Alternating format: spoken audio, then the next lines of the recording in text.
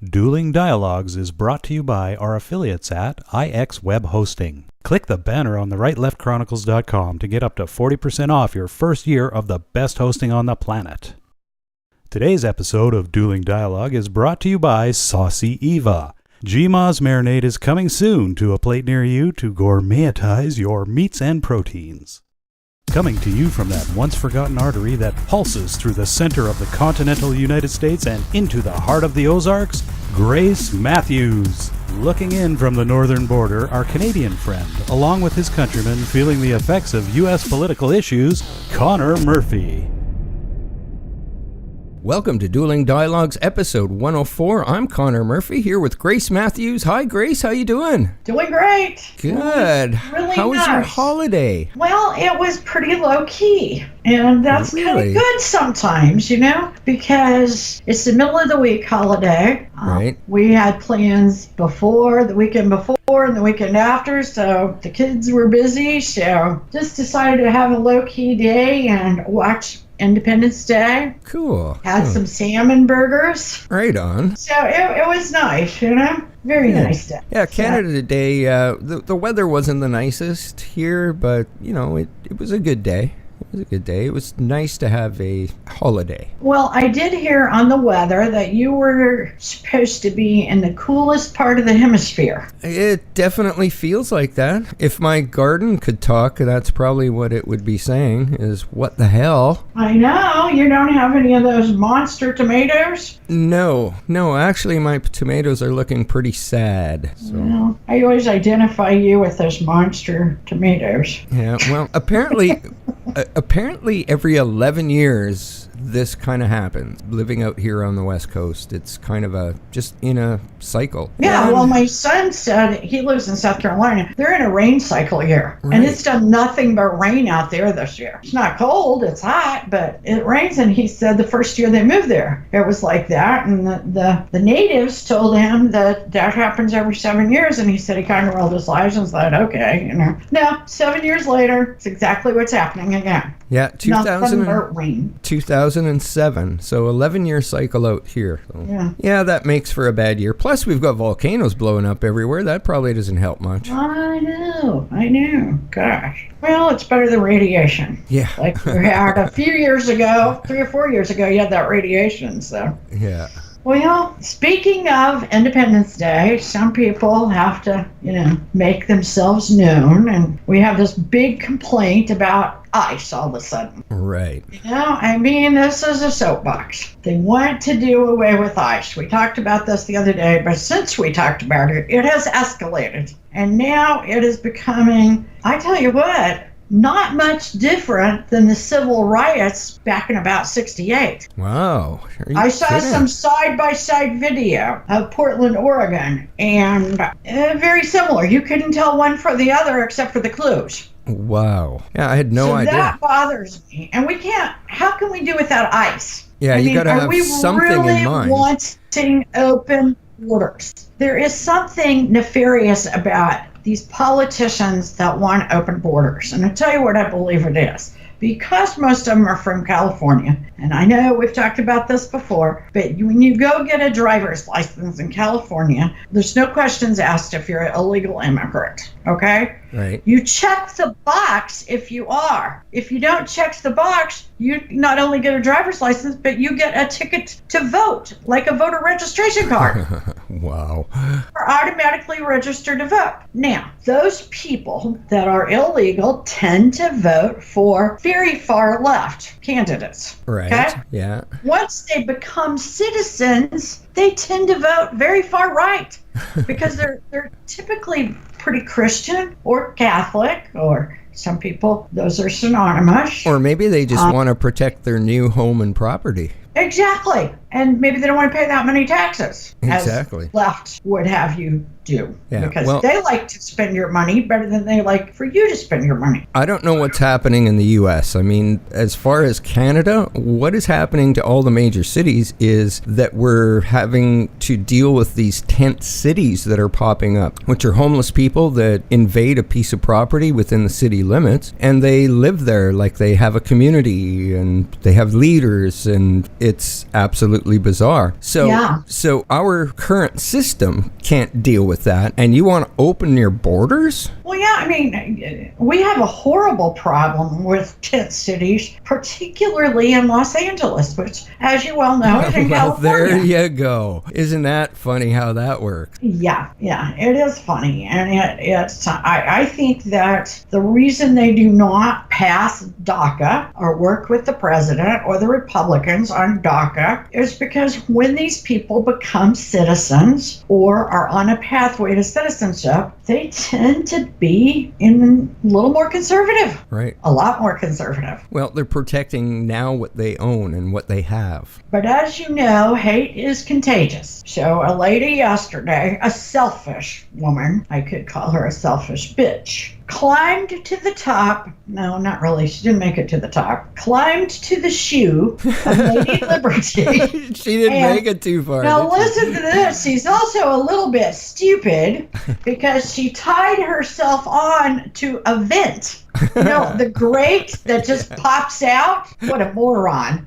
So had she moved a little bit the wrong way, she might have been a little bit smashed on the concrete below. Yeah, well, that's, God's little way of dealing with stuff. She tried to push... Oh, yeah, she tried to push some cops off, and anyway, she's in the Slammaroozy today, but a lot of people plan on going to the Statue of Liberty on Independence Day. Right. First of all, a whole bunch of people were waiting in line while she was doing her thing in protest of ICE, because she wants everybody to immigrate to the United States. But after these people waited in line, they ended up having to close the place. You know, that's not fair. Well, she didn't even do it naked, though. No, she didn't. She had on clothes. Well, I mean, if you're doing something like that, she did take off her that. shoes. She did take off her shoes for a little while. Well, yeah, that does nothing for me.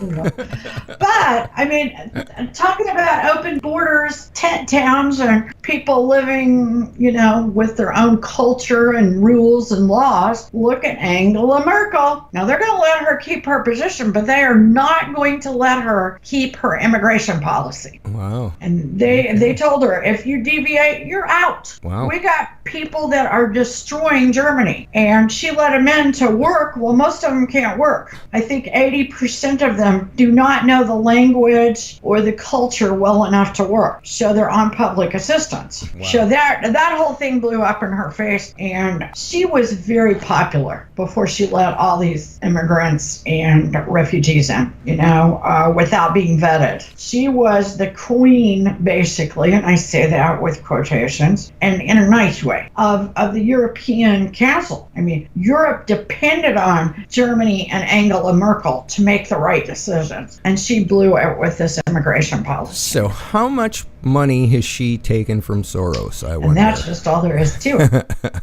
I think she's going to be walking down a different pathway. I don't think she has any choice. No, unless she wants to go home and knit. Right. And she doesn't seem that kind. And like I said before, I don't know whether we got this, you know, she was just beloved by the European Union, by Germany, and she threw it all away on this immigration policy. Wow. Oh, well. Yeah. Okay, we've always got to get back to Little Kim. Yes. Okay, there's a lot of people out there, Republican and Democrat, that say that Little Kim duped Trump. I think it's a little early to say that myself, but I think that there is a lot to talk about. You brought up the other day that satellite cameras or images show that they're still producing nukes, still working in their nuclear sites. They're still doing work with ballistics. Right. And through that, you're hearing generals are. Well, it's got me thinking, because in a regime like that, you really don't know who's pulling whose strings. True that. Now, we heard that Little Kim fired all of his old generals, yet from the satellite images, we are surmising or seeing, I'm not sure which, the generals are still making the nukes. Now, it has me asking, who's really in charge? Is Little Kim in charge, or is he the front man? Right. And are the generals in charge? Or is China in charge? Good point. Who do the generals belong to? Little Kim or China? Exactly. That's a thought there that I hadn't thought about till now. I still think it's early in the game. Trump and Little Kim have met once. According to Trump's account, it went well. I don't think you can really say it went bad. Right. Back when Reagan and Gorbachev came together and tore down that wall, we think of it as happening overnight. Like Reagan stood up there and said, tear down that wall, Gorbachev, and he came over with an axe and started tearing it down, But that was months in the making, maybe years. So I think it's very early in the game to say that Little Kim is duping Trump or that that's a failure. Nevertheless, Pompeo left. He is to meet for a day and a half. That would be today and half a day tomorrow with Little Kim and about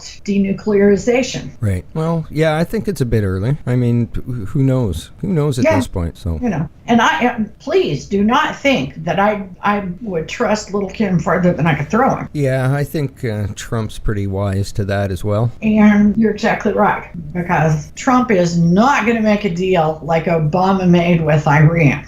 Yeah, no Trump's doubt. already pulled us out of that deal. And, it still just boggles my mind that Obama gave them $150 billion in cash that he flew over in military planes. Wow. He made a deal that they stopped making nukes for weapons, but they could still make it for power. And then if they behaved themselves, they could make it, they could make weapons in 5 years. I mean, that's a bad deal. Now, all of that is a really, really bad deal. Yeah, Okay? I'd say. But guess what? It's worse. Oh, lovely. It came out yesterday that in that deal, he also gave 2,500 Iranians American citizenship. Wow. You got to be kidding me. No, I mean, as I'm saying it, I'm having trouble believing it. Unreal. This was reported by the Wall Street Journal. Several of those were high-ranking military dudes. Wow. That's the cherry on top of that deal. I go back to the fact that,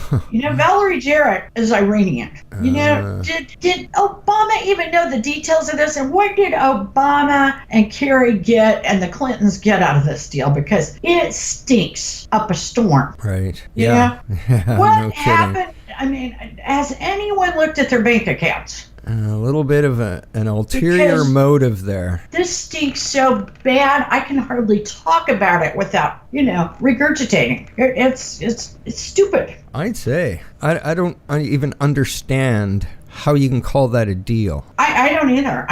That's just like giving away the farm. What did we get out of this deal? 2,500 Iranians. That's what you got out of the deal. Yeah. Somebody got something. Nobody makes a deal and gets nothing. In fact, we got kicked in the ass. That's what we got out of this. But I still say somebody got something. Well, But it wasn't the American people. sounds like a deal Trudeau would make. It does. Yeah. But Trudeau and Obama, they're buddies. They're buddies. Yeah. Maybe that's what they were doing in Montreal that day in that coffee shop in that dark corner there, chatting up a storm. Maybe they were comparing how many billions they've given away. Well, yeah, and when they give away billions of dollars of public money, what are they getting? Because I am having a hard time believing that they're just doing it because they're just nice guys. No, Okay. I'm pretty sure Uncle Soros is fattening their bank accounts. Exactly. Somebody has. And Soros usually is at the end of that, or the Clintons. Yeah, and I don't think it's only 10 to 12 million. I think it's a lot more. Yeah, this Iranian deal, it's a lot more, I assure you. Wow. I assure you, and I'm a believer in fate, and someday we will know the truth. I mean, I hope I'm still alive. I hope it doesn't take that long, but, Yeah. Hey, it will come out. hey, you mentioned before about Michael Cohen. What's happening there? Well, you know how he would take a bullet for the president? No, well, let's refresh this. Michael Cohen was one of the president's lawyers, and he's the one that paid off Stormy Daniels. Stephanie Clifford is her real name, who said that she slept one time in, I believe it was 2006, with the president. He wasn't, of course, the president, nor was he a candidate. Right. Supposedly his wife was pregnant at the time. To me, that's their problem, okay? Yeah. Him and his wife, Nevertheless, they raided his offices and apartment or hotel room. I guess he kind of lived sometimes at a hotel. I don't know. Nevertheless, he said he wasn't going to fold. He hadn't done anything wrong, and that his business with the president was going to be kept that way. Well, the other day, he said that his wife and child came first, then the government. Then the country, excuse me. And he sort of did not compliment the special counsel, but used rhetoric that was kind. Right. Okay. Now, if somebody has your neck in a noose, you're better off to speak kindly rather than to call them names. Yeah. So I think that's where we stand. Does this mean he has something on the president? Of course, you've got media outlets out there saying that, he's going to give them the smoking gun. Trump will be impeached. Maybe he'll go to jail. Oh boy, they just got all this stuff going. There's nothing really to suggest that. Well, I'd like to know if any of the evidence whatsoever, if he does have it, if it's even admissible in court, because this was part of the Russian collusion. So if it has nothing to do with Russia, it should have nothing to do with anything. Well, and whatever happened to attorney-client privilege? Absolutely. Yeah. To me, if he gives up any information, whether it's worthy of impeachment or jail or whatever, about the president as a client, and we do know that the president had him on retainer, can the president turn around and sue him? I'd imagine so. And when? I'm talking about ruin him. Yeah. And does he get disbarred for giving away that information? So then you lose your ability to make money as an attorney. Yeah. Because in Missouri, I assume in New York, it's the same, to violate attorney-client privilege is grounds for disbarment. Yeah, absolutely. Which means you're no longer an attorney. Exactly. Yeah. So I think that the details, or as they say, the devil is in the details here. Yeah, well. Because I just don't think he can do that. No, I don't think he can either. Now, the Supreme Court appointment right has become a crazy thing. Yeah, definitely. From both sides, too. Oh, my gosh. Yes, from both sides. Yeah. The president really can't win on this issue. If he puts a real right-wing guy in there, he loses some even Republican support because it's all going back to the abortion issue. Right. That's what everybody's fired up about. If he has somebody a little more like Kennedy, that's the middle-of-the-road guy where you don't know if he's going to go right or left on an issue, he's going to go with the Constitution, then you lose some right-wingers. We know that you've lost the left on everything.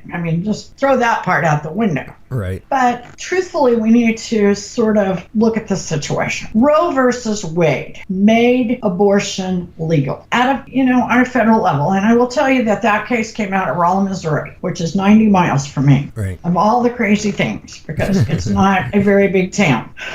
Abortion is a very strange topic. It's a very personal topic. However, when Roe versus Wade was upheld, there was like some fruity law business going on at the Supreme Court level. Now, I'm right wing. I don't want to get an abortion. I never did. But I certainly wouldn't want to make it illegal. Right. Okay? I am representative probably of about 70% of the Republicans. I also believe that science says that a baby is a baby at conception or very soon afterwards. Okay? Right. I still don't want to make it illegal. Tell you why. I had a friend die in high school. Beautiful, smart girl. Self-inflicted abortion. Oh, geez. Women will get abortions. Wow. Okay? If they want an abortion and if they're scared of having a baby, they will get an abortion. The trouble is, many will die. Yeah, that's the reality. And although I don't have daughters, I could. I would would not want my daughter dying. Yeah,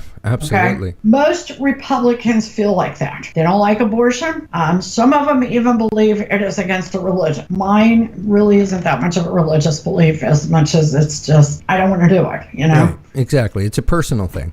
It is a very personal thing. Yeah. I do not believe that a new justice is going to go in there and be such a radical activist that he is or she is going to tear down Roe versus Wade. Yeah, the first thing they're going to do, upset the apple cart? I don't think so. Really good point. Really good point there. And what I do hope we do is get a justice that wants to honor the Constitution, not a political party. Isn't that the way it's supposed to be?